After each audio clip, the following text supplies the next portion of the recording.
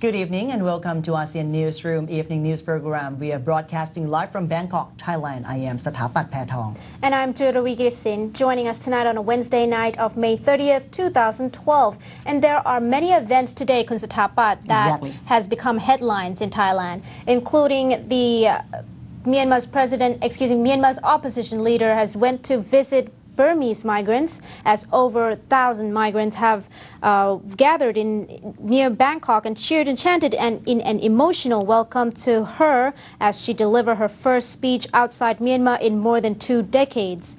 Aung San Suu Kyi offered encouragement to impoverished migrants whose flight to neighboring Thailand is emblematic of the devastation wrought on her homeland by decades of misrule. She said her visit was aimed at learning how she could help them.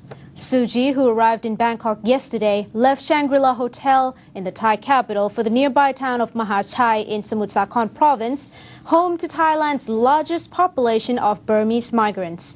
Thailand hosts around 2.5 million Burmese who have fled here to work low-skilled jobs as domestic servants or in manual labor industries like fisheries and the garment sector.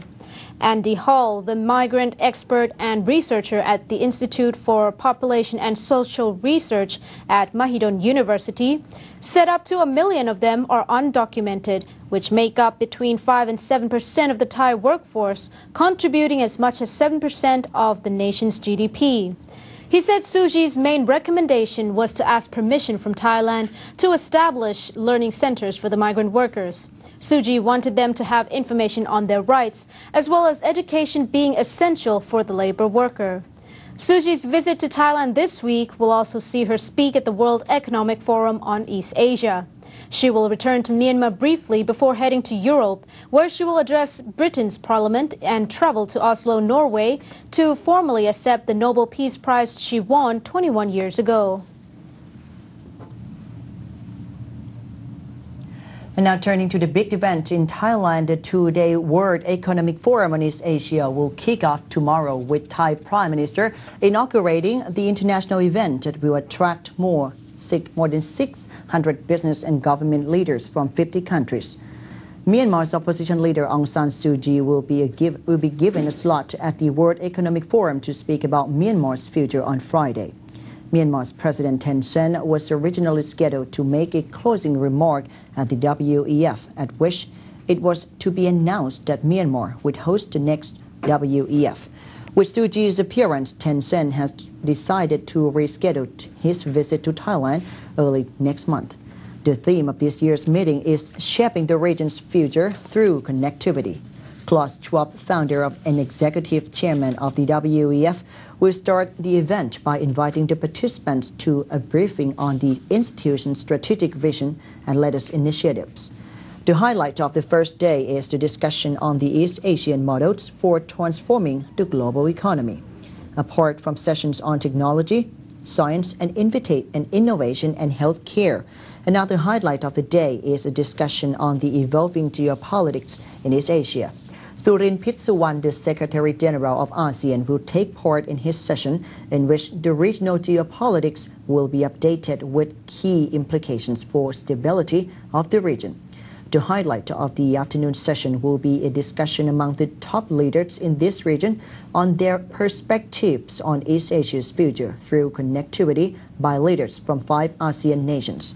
In addition, more than 450 business leaders, over 60 global growth companies, 33 young global leaders, and 14 social entrepreneurs, together with other members of civil society and academia, will convene to discuss the challenges and opportunities facing East Asia today.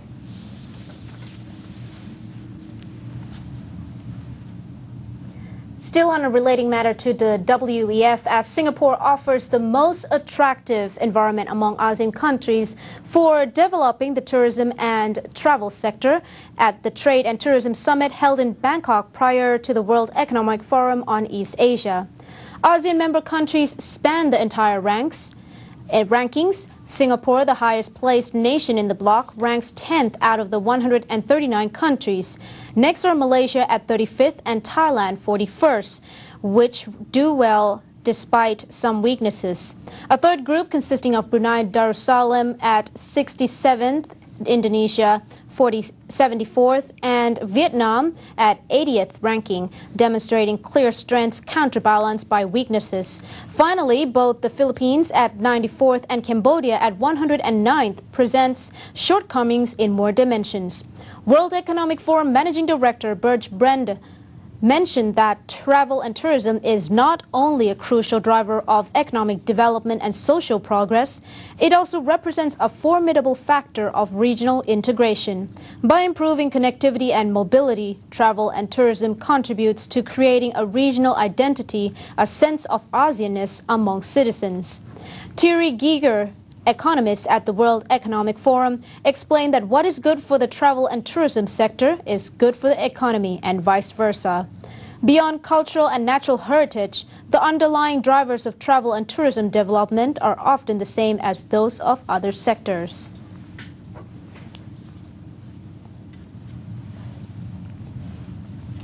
Professor Klaus Schwab, the founder and executive chairman of the World Economic Forum, has been conferred an honorary doctorate in business administration from Chulalongkorn University.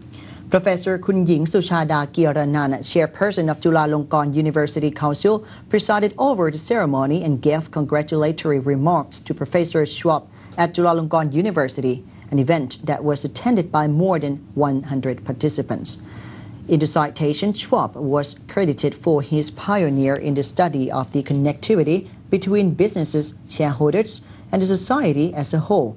He was the one who founded the World Economic Forum at Davos, a small town in Switzerland, as a forum for business and political leaders to share their opinions on how to improve the economic and social development.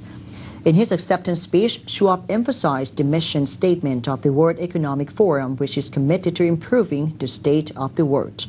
He said over the past generation, the world has reduced by half the number of people living on less than $1.25 a day, and roughly 500 million more people have joined the global middle classes. Progress in technology and communications, he said, has enabled societies to become more connected in ways unimaginable to conceive 20 years ago. Schwab said the emerging economies have benefited from this development because they now account for over half of the global consumption of most commodities, exports, and inflows of foreign direct investment. But the challenge are now to further reduce hunger and poor nutrition among children, improving education and poor performance in gender.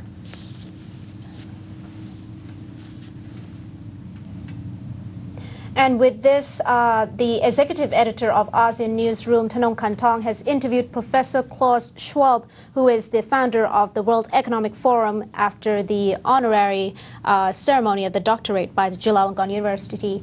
And Professor Schwab has also pointed out several potential roles of Thailand being a strategic center among the ASEAN economic community, and also the WEF's surprise extension of the invitation of Aung San Suu Kyi, the Myanmar opposition leader, to take part in the WEF meeting in Bangkok, and also the drastic reforms in Myanmar.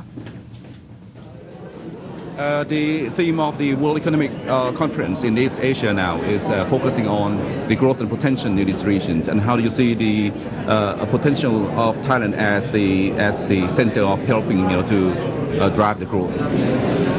The ASEAN region is a very important pillar of the global economy, representing over 500 million people. And Thailand is located very much in the center of this regional community. Thailand, as the second largest economy of ASEAN, I think has a very important role to play. But what is needed is a higher degree of interconnectivity, and that's what we want to address during the summit. I see. The WEF organization has been able to invite Aung San Suu Kyi to this conference. Was this like a last-minute arrangement, or had it been planned all along? No, I had the pleasure to visit Madam Aung San Suu Kyi in early November. I see. And she also was already participating via audio and video at our annual meetings in Davos in 2011 and this year. So there has been a good relationship built up, and I think coming here is a consequence of this good relationship which has been established. Are you optimistic that Myanmar is moving toward the more, the more open economy? I think we all have to help the leadership in Myanmar, the lady, to progress in the reform and opening up attempts. I think the country deserves the great support of the international community, and that's what we want to achieve here. Thank you. Thank you very much. Thank you. And now we have a special report from Kunatakorn Plotdi on the World Economic Forum 2012, discussing Thailand's competitiveness and its future.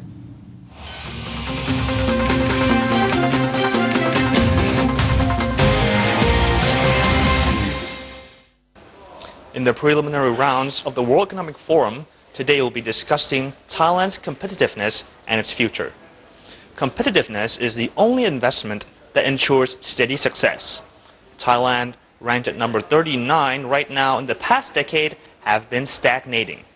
Now, what does Thailand require to continue to transcend into competitiveness as the world is moving towards the Eastern economies? Yeah, we have a broad approach to competitiveness. So we identified 12 areas that matter for competitiveness, starting with the institutions, the quality of the public institutions and the private institutions, and other areas such as infrastructure, market efficiency, innovation, market size. So Thailand is in the middle stage. So they still need to pay attention to the basic drivers of their competitiveness, including public institutions, and Thailand has a big issue there. But increasingly, they need to start focusing on market efficiency, fostering competition, facilitating entry of new players, opening up to the world, and also start adopting or using more technology, ICT.